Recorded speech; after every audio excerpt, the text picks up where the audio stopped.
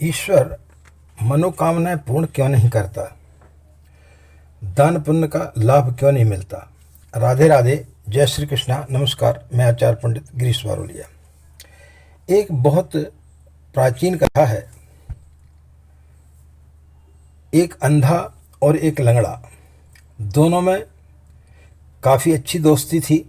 दोनों एक दूसरे के बगैर नहीं रह सकते थे। एक दिन वो जंगल से गुजर रहे थे कि अचानक जंगल में आग लग गई। अंधे ने लंगड़े को अपने कंधे पर बिठाला और लंगड़ा रास्ता दिखाता गया और वो दोनों जंगल से सकुशल वापस आ गए।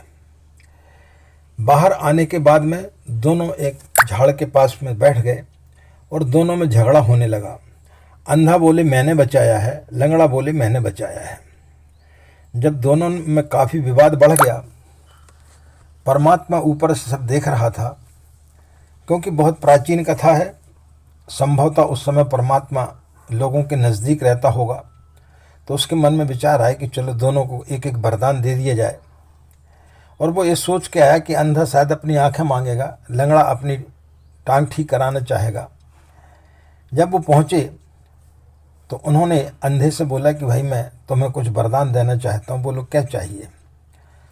वो लंगड़े के प्रति बड़े गुस्से में भरा हुआ था।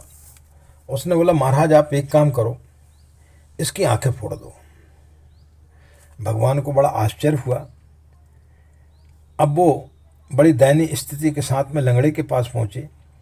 लंगड़े से पूछा भाई मैं तुझे कोई वरदान देना चाहता हूँ। बोल क्या चाहिए?